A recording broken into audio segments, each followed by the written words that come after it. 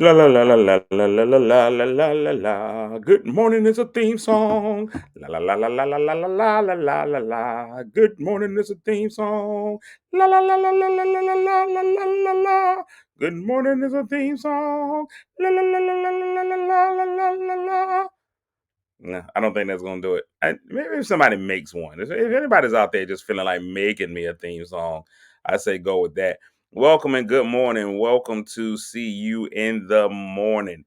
I'm your host, Cletus Cassidy, and that is my this show is all about me getting up in the morning, just giving you a piece of what's going on in my world, what's happening in my life, all of these things. Now, I seem to be overdressed for today's show simply because I fell asleep in my clothes. And I'm just going to be honest with you. Sometimes it happens. Sometimes I come in the house and I'm exhausted and I just lay there. Now, some of you all don't believe in going to bed in your outside clothes or whatever. You know what? And that's fine. You still eat chitlins. I mean, if you are worried about that's the biggest concern in your life is not falling asleep in your inside outside clothes. Some of y'all got to strip down. I go with. But before I get into the show, let me go ahead and give out these awards. Every morning I give awards to the first, second, and third person to get in on the show. Today's first person winning a gold medal is OPP, Patricia Pippin. Patricia Pippin, double P squared. She got four P's in there. Then coming in second with the silver is Jennifer Williams and her son PJ. PJ's probably in there somewhere. And winning the bronze, Lynette Smith out there winning bronzations.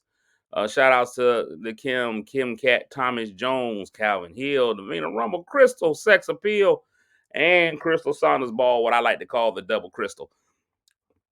Crystal two times. Two times. So I'm here, man. We're on the show. I don't know what's going on with my computer. My computer's doing strange things this morning. I don't know why it's doing that, but we'll figure all that out. I'm excited to be here in y'all presence today.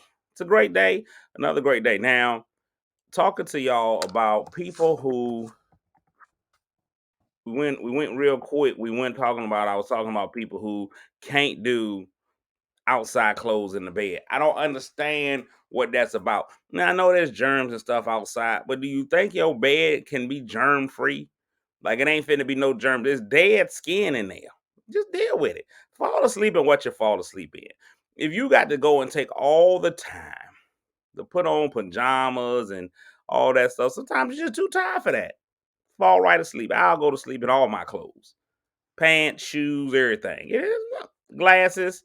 I've broken more glasses from going to bed in them. It's just part of life. And y'all just gonna have to deal with it at times. Y'all are gonna have to deal with it at times. Now, if you know anything about me, this show is done. What's going on, Al? This show is about a couple of things.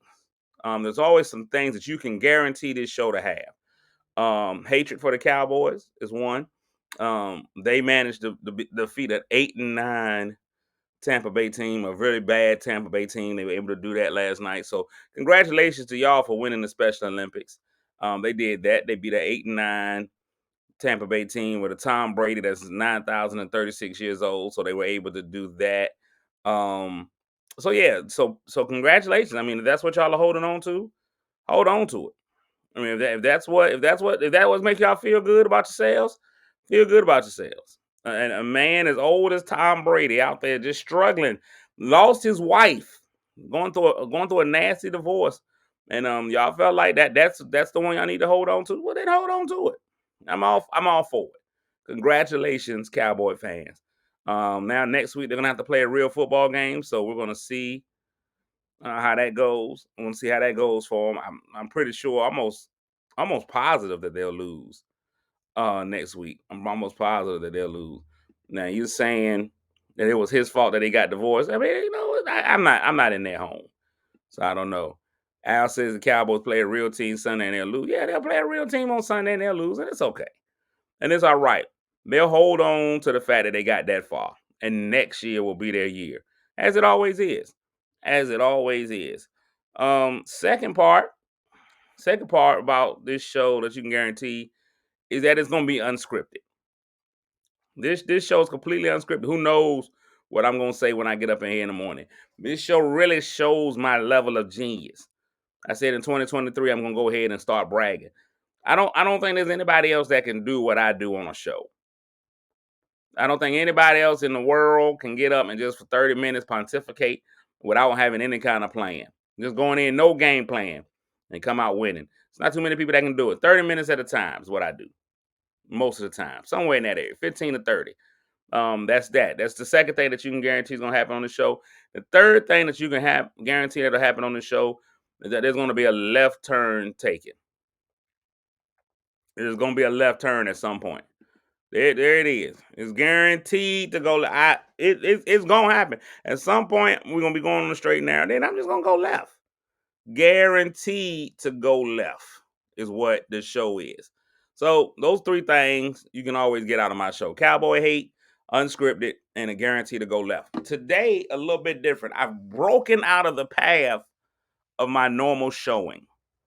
Normally my show is going left turns. Really? Is that what we're doing? We adding all the extra Atlanta S's? Okay. All right. Okay, Marche. No problem. Wow. Wow. So everybody's just throwing in. Everybody's talking about my traffic pattern, several left turns. Wow.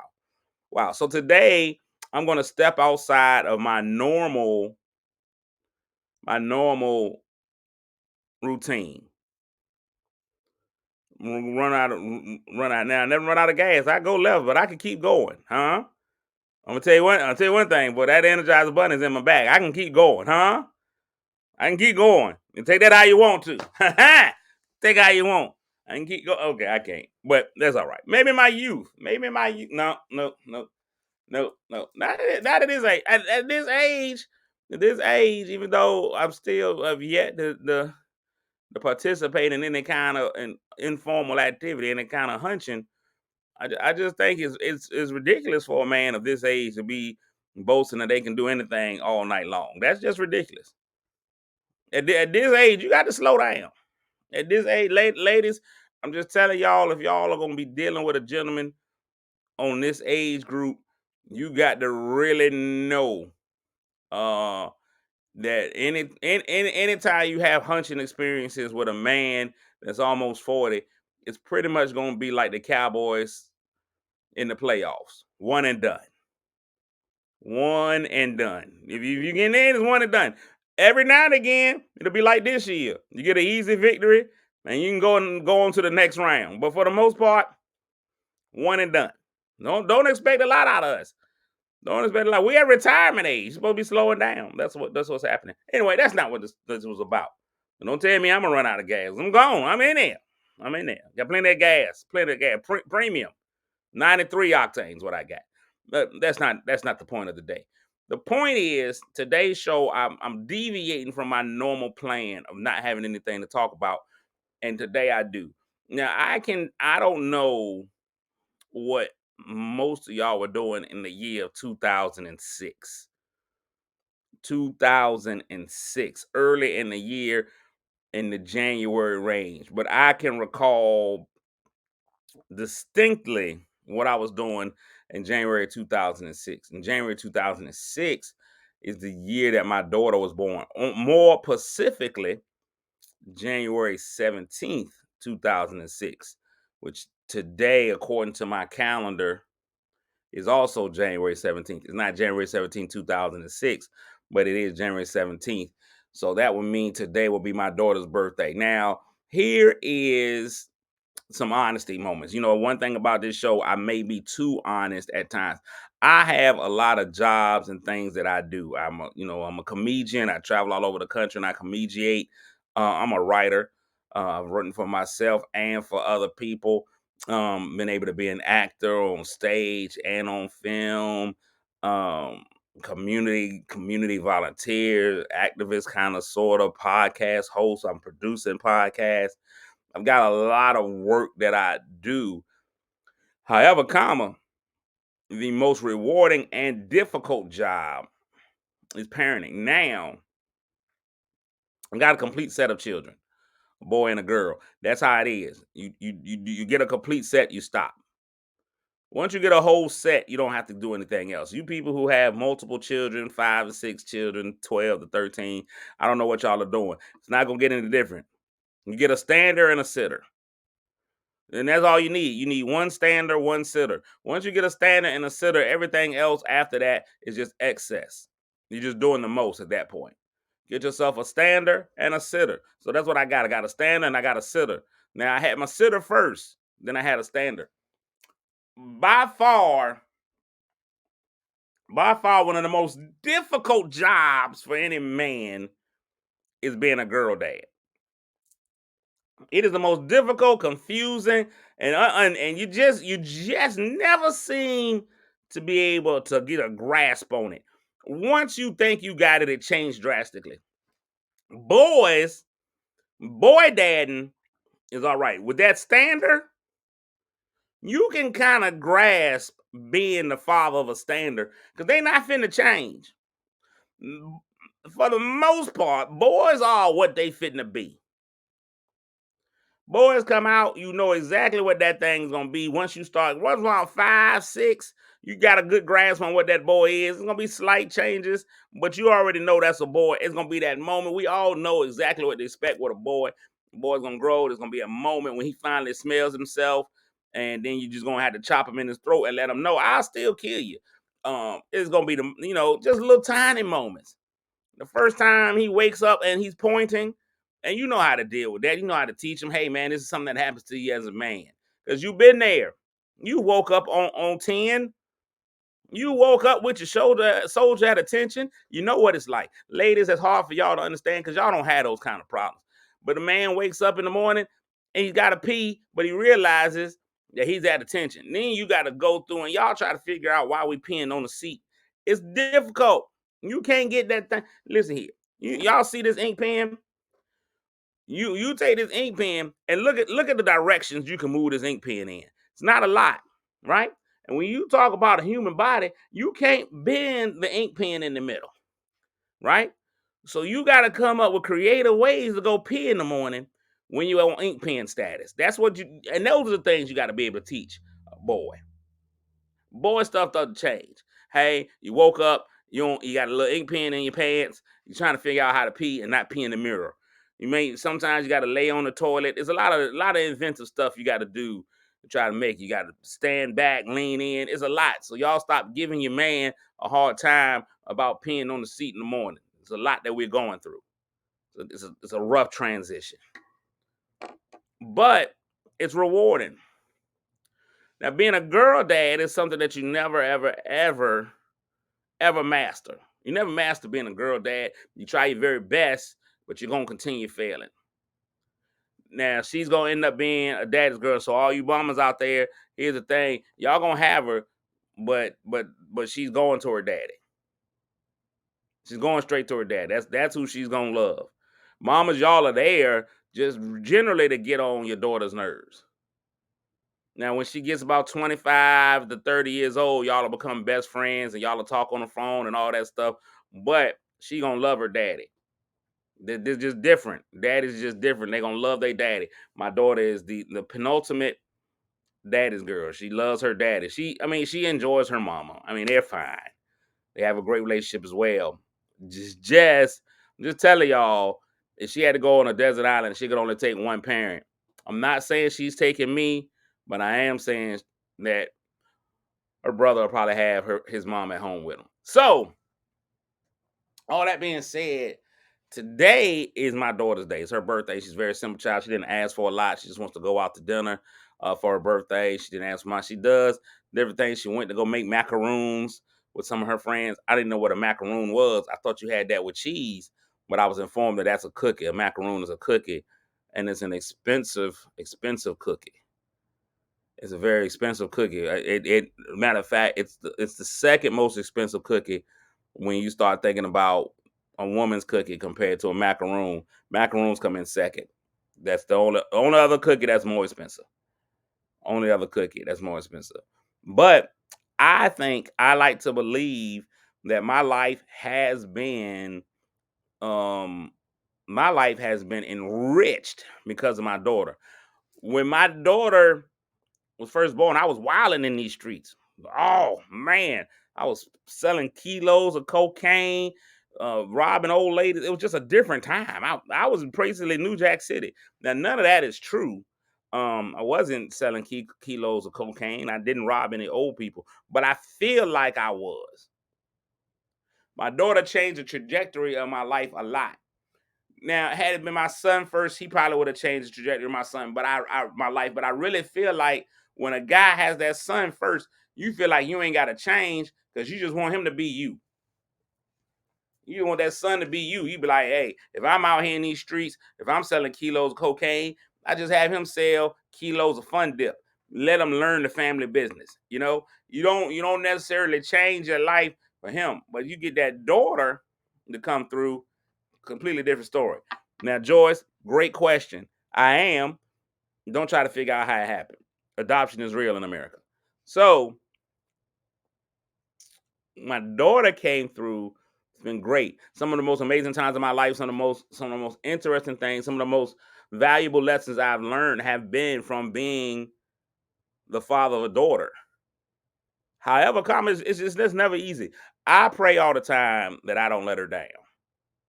I be like, hey man, God, how about this? How about you don't let me let this girl child down? How about you make a way that I get this thing right?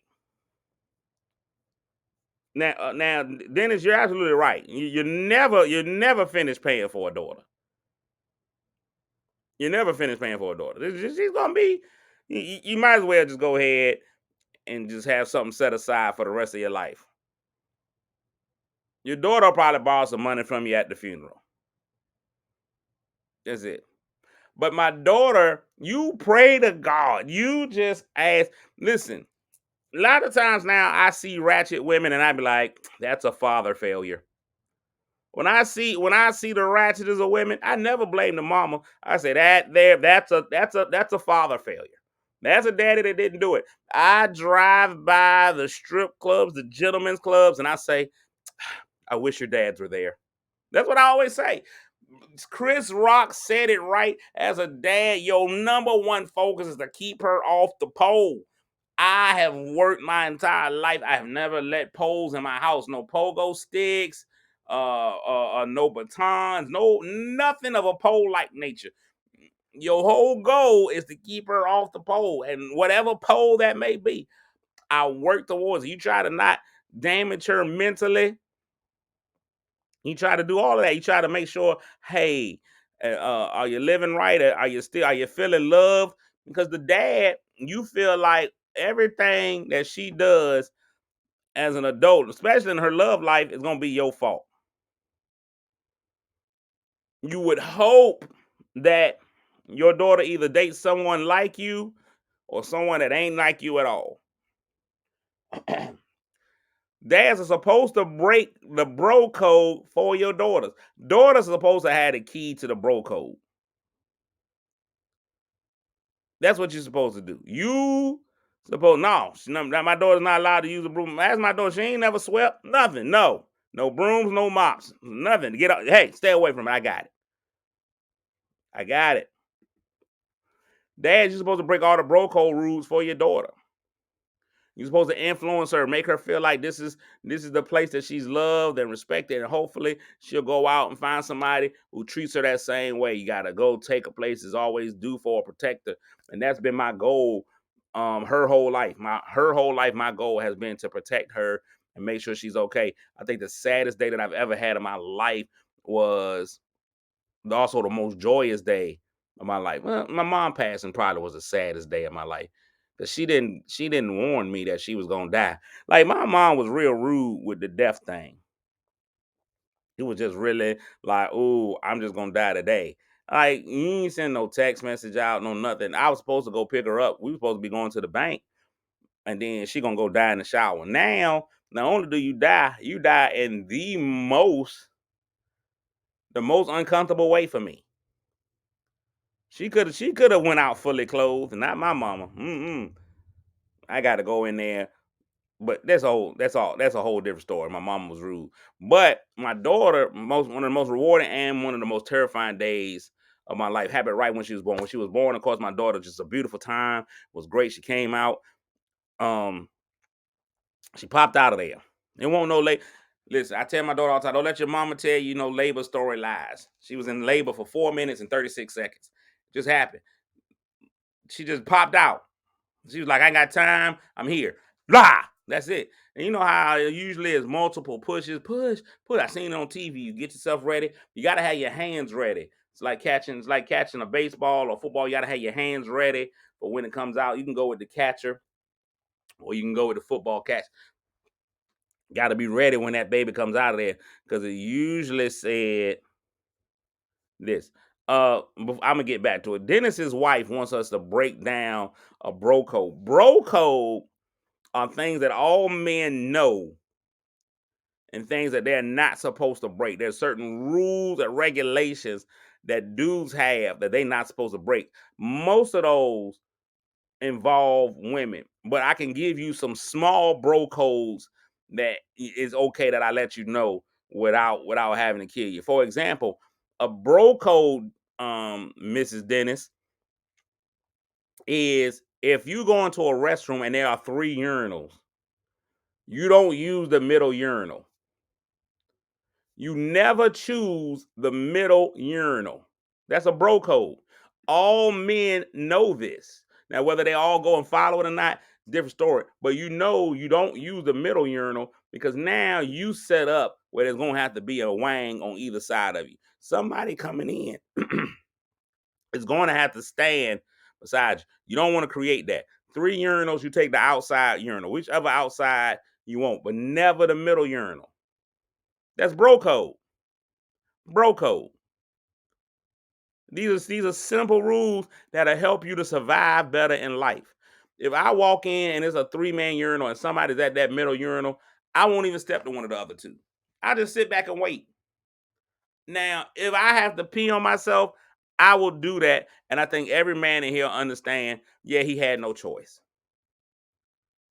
If you in that middle urinal, I gotta go into the sit down unit, even if it's a handicap. Listen, then, and if a man comes in a wheelchair, he'll understand, oh, middle urinal, you had no choice. You're giving me no choice when you approach that middle urinal. You got to go outside. That's bro code. These are things men know are fact. Women, y'all don't know that. Women didn't know. Women just like, you just go in and you just pee. It's a lot that happens in there. It's a lot that happens. Bro code suggests that you keep your eyes on the road while you're at the urinal. Bro code suggests you stay forward, eyes straight ahead. This is not the time. You can't, neither way. Not now, not at the urinal. That's a major violation. That's a major violation. Now, my mayonnaise brothers love to talk at the urinal. That's not bro code to not talk, but it's appreciated. A general what's up is good, but it's got to be what's up, straight ahead. Don't try to have a conversation. It's not time to talk about your stock portfolio or anything like this. We are both here on a mission. We are standing and we're delivering. Bro code.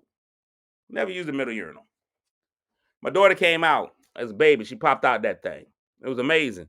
This is why we still got the ink pen here. Most births, it starts off here, then it goes here. But most births slow process. There's a little bit of baby, then push, a little bit more baby, and then you go bow right here. That's what you get. Then it all pops out. Not mine.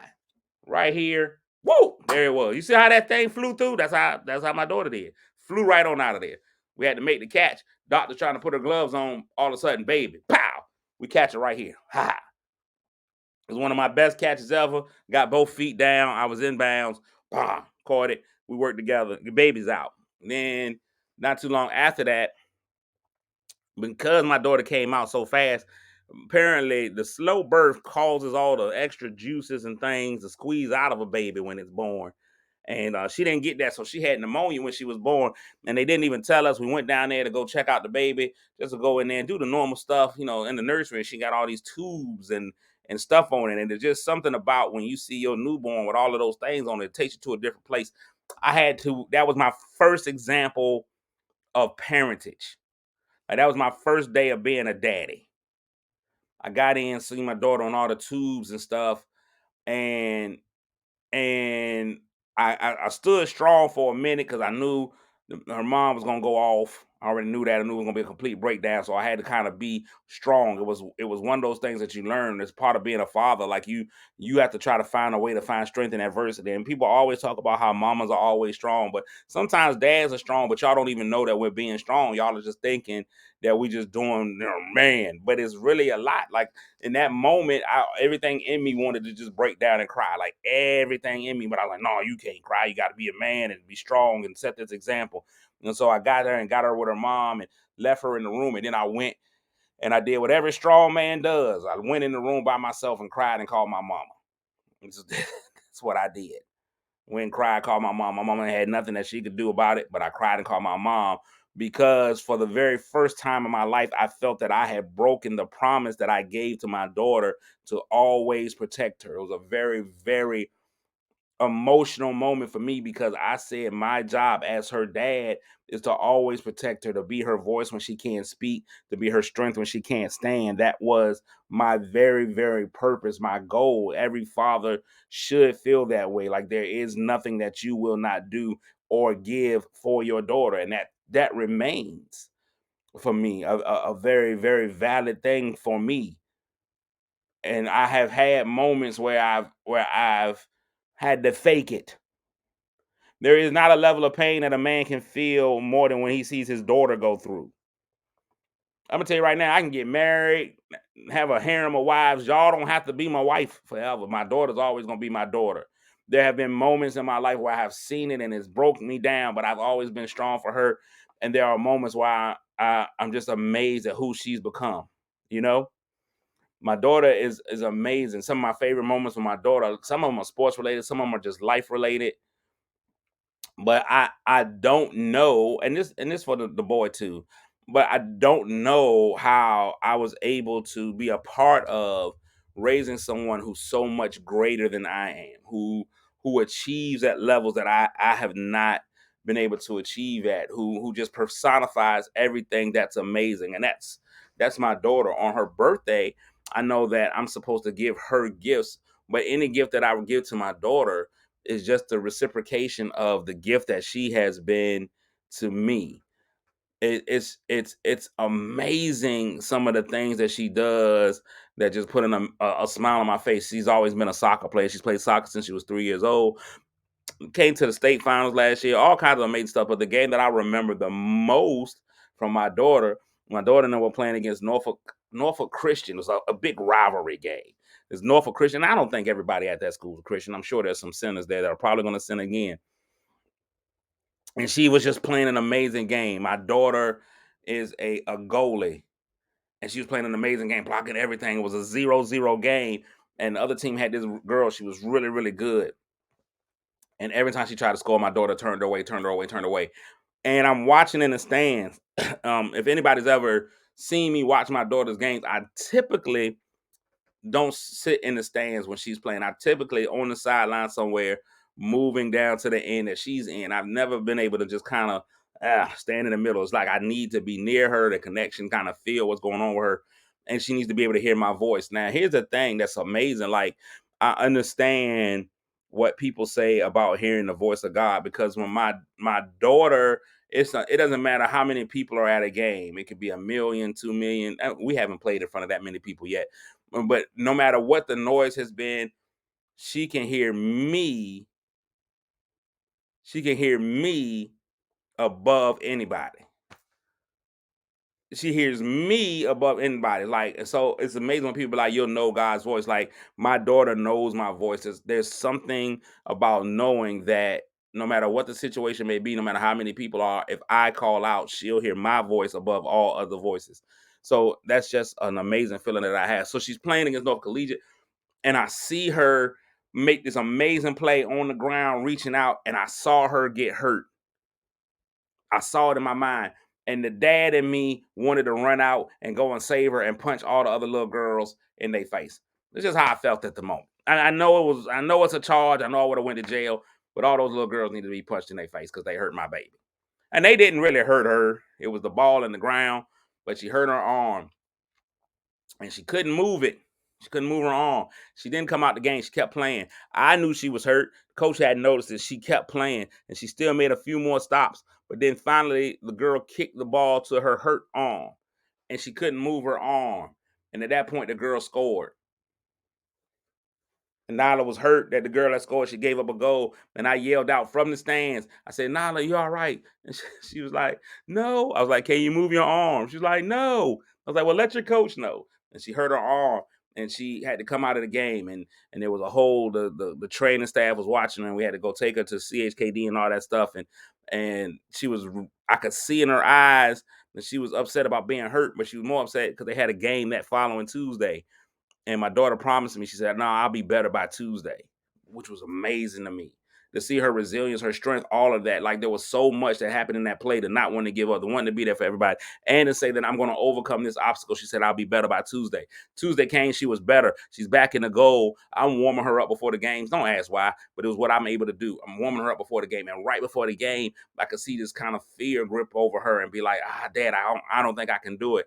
And I said to my daughter, nah, you here now, cuz. You finna play. Like all that fear gripped in, and she was able to go and play, and she played a great game on that Tuesday too. And I say all that to say, to me, that is just encapsulates all the things that she's been in life. She has overcome so many things and pushed forward and pushed through. She's been in one of the most grueling academic institutions in the country, and she's come out on top, man. Still honor student. She's gonna be an honor graduate this year. She's going to the college that she wants to go to, and she's doing so many things, and she has not let life push her down regardless of the pain, regardless of the anxiety. And she's always been somebody who cares about me. um I have never had to be alone in this life because of her since she's been here. I never have. My daughter puts me before she puts anybody. It's amazing how she does it. When I lost my mom, my daughter was worried more about me than her own loss. When my aunt passed away, my daughter didn't want to leave me in the house by myself for any reason because she got to go take care of her dad. So I just did this today. Like today is her day. Like I could talk about her quirky ways, the fact that she's a British Jew, and I don't know how that happened. I don't know how I ended up becoming a parent of a British Jew. But I wanted to put on record so that she could know. If anything, I don't think anything will ever happen to me. Like not now, maybe like 50 years from now. I mean, I'm about to turn 40, so it's becoming crucial at this time. But I just need her to know on her day how important she is to me, how valuable she is, and how I apologize for the mistakes that I've made, but I'll continue to try to be the best dad possible because you've been the best daughter ever. I owe to you the reciprocity of continuing to try to be the best dad ever because you've just been an amazing daughter. Just the best ever. Just you continue to push me and change me and make me better. You make my life difficult. I've seen so many bras in my life. I'm beginning to understand underwire. I just beginning to. I just don't get it. And I know I didn't know bras could be dangerous. I didn't know you could suddenly be stabbed. I think if we look at the numbers, over 100,000 women a year are affected by bad underwire accidents, and it's okay. I'm starting to understand this. I'm starting to understand it. It's going to be difficult for me to ever date because the woman will be second all the time. You just can't have a wife that's going to know that she's the number two woman in your life, never pushing her to the side. And then this year she gets to leave and go to college, and I'll be broken for a little bit, and a part of me will be gone. But I think it's the best part of it. The best thing about it is that my goal is actually to raise you, to get you to be able to go and leave and be a part of society and have your own family and all these kinds of things. It's selfish of me to try to keep you as my little girl, but that's what you'll always be. No matter whose wife you become or whose mom, at the end of the day, you'll always be my baby. That is my goop. That's what I call her. I don't even know what goop means, but that's what I call her. I don't know where it came from. But I applaud her for overcoming the mistakes of her father, and she applauds me for my successes, and it's great. I think that, man, we owe our daughters just that. We owe our daughters just that because they're always going to be on our side. They're going to be our biggest supporters, even when we mess up a little bit. You know, she's always going to be there for me. And I think that every dollar that she takes, all my time that she takes, I wouldn't ask for any of it back. I just think it's amazing, and I am blessed that I have her. So on her birthday, I say, "Merry birthday, Goop," also known as Bear Bear, also known as Nyla, also known as my British Jewish child. How she ended up British and Jewish, I don't know. But I just want you to know that I will love you until the moment that I expire. In the words of the great blind poet Stevie Wonder, until the day that 8 times 8 times 8 is 4. Until the dolphins fly and parrots live at sea. I will love you, and I appreciate you for just being such an amazing lifesaver. So there it is. You are so beautiful to me. So I don't know if I have a special message at the end of the show today. Like usually I give y'all something to encourage yourselves. And I guess my message today will be to be a bit like life's not gonna be perfect and everything is not gonna be all kinds of candy and gummy bears and all kinds of stuff. But you still gotta find the determination to really know that it's gonna be okay and that you can overcome whatever the obstacles may be, that you can still you can still love and be loved. There it is. And I think the greatest thing for me is that the example of, because I've loved my daughter has gone out and loved so many people. Not in a hunching way. And not that I know of. And if she does, you better never tell me. But my daughter reciprocates that love to all of her friends, her families, and anybody that she comes in contact with. And I think that when we give love, love will come back to us tenfold. So get out there and love somebody today. I mean, if you got to hunch them. But just love somebody today. Be nice to somebody. Give a kind word, a hug, a high five, something. That's it. That's all I got. Go out there and love somebody today. Remember, I said love. I didn't say hunch. That's tomorrow. Tomorrow's a hunching day. But today, just go ahead and love on somebody. It's great. Love somebody today, people. And then after you get finished loving people and y'all take a shower, I will see y'all again in the morning. You ready to get out the show? Hey, Bear, I don't know if you're watching this morning. That's weird if you are, because now I've made all these public statements about you and you've seen them. But I'll see you later, and we're going to go get gas together. Not like physical gas, but like belly gas. There it is. All right. We'll talk. I'm going to pause so that it's not awkward on y'all cutoff. I'll see y'all tomorrow morning. And pausing.